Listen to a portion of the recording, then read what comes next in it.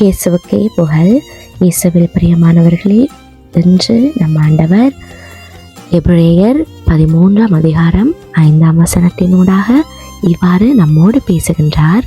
பொருளாசையை விளக்கி வாழுங்கள், உள்ளத்தை போதும் என்றிருங்கள். விடியற ஒவ்வொரு காலையும் ஆண்டவர் நம்முடைய கைகள் ஒரு புதிய நாளை ஒப்படைத்திருக்கிறார். ஆனால் அந்த நாளை நாங்கள் நன்றியோடு தொடங்குகிறோமா, இல்லாட்டி இன்னும் கிடைக்காதவற்றின் ஏக்கத்தோடு தொடங்குகிறோமா? ஆண்டவர் இன்றைக்கு இதை சிந்திக்க, தியானிக்க நமக்கு ஒரு வாய்ப்பை கொடுத்திருக்கிறார். இன்றைய உலகத்தில் இன்னும் வேண்டும், இன்னும் அதிகமாக வேண்டும் என்று நம் மனதை தொடர்ந்து தோண்டிக்கொண்டே இருக்கிறது. ஆனால் ஆண்டவர் கூறுகிறதோ வேறு. உள்ளதே போதும் என்று மனநிறைவு அடையுங்கள் என்று. ஏனென்றால் மனநிறைவு என்பது பொருட்களால் வாங்க முடியாத பரலோக ஆசீர்வாதம். எங்களிடம் இருப்பதை விட நம்மோடு இருப்பவர் மிகவும் முக்கியமானவர். இறைவன் நம்மோடு இருக்கிறார் என்ற உறுதியே எல்லா செல்வங்களையும் விட அது மேலானது. பணம் குறையலாம், பதவி மாறலாம், மனுஷர்கள் விலகலாம், ஆனால் ஆண்டவரோ இது எல்லாத்துக்கும் அப்பாற்பட்டவர்.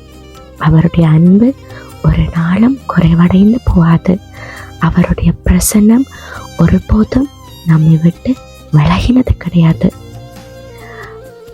இன்றைக்கு ஆண்டவருடைய வார்த்தை நமக்கு ஒரு உண்மையை விளங்கிக் கொள்வதற்காக ஒவ்வொருவருக்கும் இந்த நாளை, இந்த புதிய காலையை அவர் ஏற்படுத்தி கொடுத்திருக்கிறார். உள்ளதே போதும் என்றிருங்கள். இந்த வார்த்தை இது ஒரு வளர்ச்சி விரும்பாத வாழ்க்கை அல்ல, மாறாக ஆண்டவர் நமக்கு தந்துள்ள ஆசீர்வாதங்கள்ல மனநிறைவு காண்கிற வாழ்க்கை. மனநிறைவு உள்ள இடத்துல தான் நன்றி உணர்வும் இருக்கும். நன்றி உணர்வு இருக்கிற இடத்துல தான் மகிழ்ச்சியும் இருக்கும். மகிழ்ச்சி இருக்கிற இடத்துல தான் ஆண்டவருடைய சமாதானமும் நிலைவாய் இருக்கும். இன்றைக்கு எங்களை சுற்றி இருக்கிறவங்களும், ஏன் நாங்களுமே அப்படித்தான், எங்களுக்கு இருக்கிறது காணாது, இன்னும் அதிகமாக வேணும், இதை விட பெட்டரா இன்னொரு விஷயம், இன்னொரு பொருள், இன்னொரு இடம் இருந்தால் நல்லா இருக்குமே என்று எங்களுடைய மனம் எப்பயுமே ஒரு நிலையில்லாத தன்மையில தான் இருக்கும். அவன் மற்றவங்கள்ட்ட இருக்கிறத விட எக்ஸ்பென்சிவானது எங்கள்கிட்ட இருக்கணும், அடுத்தவங்களை விட சிறந்தது நாங்கள் வச்சிருக்கணும். இப்படியான எண்ணங்களோட தான் இன்றைக்கு எங்களுடைய வாழ்க்கையை நாங்கள் பயணித்து கொண்டிருக்கிறோம். ஆண்டவர் இப்படியான மனநிலையோடு இருக்கிறவங்களை பார்த்து தான் இன்றைக்கு இந்த வார்த்தையை கொடுத்திருக்கிறார். உங்கள்கிட்ட என்ன இருக்குதோ அதை வச்சு நீங்கள் சந்தோஷமா இருங்க, அதில் நீங்கள் நிறைவு காணுங்கன்னு ஆண்டவர் சொல்லியிருக்கிறார். எங்கள்கிட்ட இருக்கிறது கூட இன்றைக்கு அநேகர்கிட்ட இல்லாமல் இருக்கலாம், ஆனால் நாங்கள் அதை நினைச்சு ஒரு நாளும் சந்தோஷப்பட்டது கிடையாது. இன்னும் அதிகமாக வேணும், அடுத்தவனை விட வேணும். இதுதான் எங்களுக்குள்ள இன்னும் ஒரு மாறாத ஒரு குணத்தை வச்சிருக்குது. இன்றைக்கு அநேகருக்கு எல்லாரும் எல்லா மாதிரியும் இருப்பது கிடையாது. உங்களுக்குள்ள ஒரு திறமை இருக்கும், அந்த திறமை நீங்க மற்றவர்களிடத்துல காண மாட்டீங்க. நீங்க இதுல தான் ஸ்பெஷலிஸ்ட். அதே போலதான் ஆண்டவர் யார் யாருக்கு என்னென்ன தேவையோ, யார் யாருக்கு எது செட் ஆகுமோ அதபடி ஆண்டவர் ஒவ்வொருவரையும் வழிநடத்தியிருக்கிறார், படைத்திருக்கிறார். அதனால நீங்க எதை குறிச்சும் அடுத்தவங்கள்ட்ட இருக்கிறது உங்களை விட அதிகமாக அவங்கள்ட்ட இருக்குதா, அதெல்லாம் குறித்து நீங்கள் ஒரு நாளும் பேராசையோ பொறாமையோ படக்கூடாது. எங்களுக்கு ஆண்டவர் நல்ல கை கால்களை தந்திருக்கிறார், ஒரு யோசிக்கக்கூடிய நல்ல ஒரு அறிவு புத்தியை தந்திருக்கிறார், உடலுள்ள சுகத்தை கொடுத்திருக்கிறார். ஆனால் இன்றைக்கு எத்தனையோ பேர் கை கால்களை இழந்து ஒரு நிரந்தரமான வேலை செய்ய முடியாமல் எத்தனையோ பேர் ரோட்டில் வீதிகளில் இருக்கிறது நாங்கள் காண்கிறோம். ஆண்டவர் அவர்களை பார்க்கிலும் எங்களை ஆசீர்வாதமாக வச்சிருக்கிறார் இல்லையா?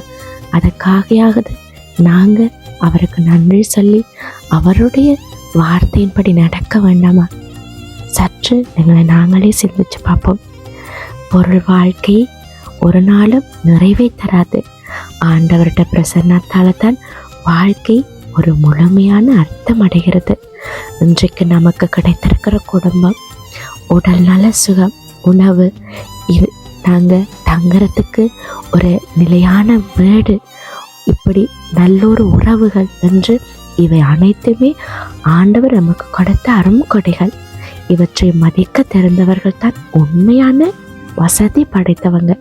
அதனால் நீங்கள் இன்றைக்கு பெருமைப்பட்டு சொல்லுங்க, எனக்கு எல்லாமே இருக்கு, ஆண்டவர் எனக்கு எல்லாம் கொடுத்திருக்கிறார் என்று நீங்கள் ஆண்டவரை போற்றி பெருமைப்படுங்க. இன்றைய நாளை தொடங்கும் போது, ஆண்டவரே எனக்கு தேவையானதை நீங்கள் மட்டும்தான் அறிந்திருக்கிறீங்க, நீங்கள் தந்திருக்கிற அனைத்துக்கும் உங்களுக்கு நன்றியப்பா. பொருள் ஆசை அல்ல, மன நிறைவு, நன்றி உணர்வும் நிறைந்த இதயத்தை எங்களுக்கு தாங்க என்று நீங்கள் கண்களை மூடி ஆண்டவர்கிட்ட சொல்லுங்க. இன்றைக்கு நாங்கள் பெற்றிருக்கிறத எண்ணி மகிழ்ச்சி கொள்ளுங்க. இல்லாதது எண்ணி வருத்தமடையாமல் இருப்போம். ஏனென்றா மன நிறைவு கொண்ட இதயம்தான் இறைவனுக்கு மிகவும் பிரியமானதொரு பழி. அதனால் நாங்கள் இன்றைய நாளுக்கு எங்களுடைய மனநிலை எடுத்துக்கொள்கிற சிந்தனை, நாங்கள் பெற்றிருக்கிறத எண்ணி நன்றி சொன்னால் எங்களுடைய இதயம் குறைவுகளே அல்ல, ஆண்டவரின் நிறைவான கிருபையை காணத் தொடங்கும்.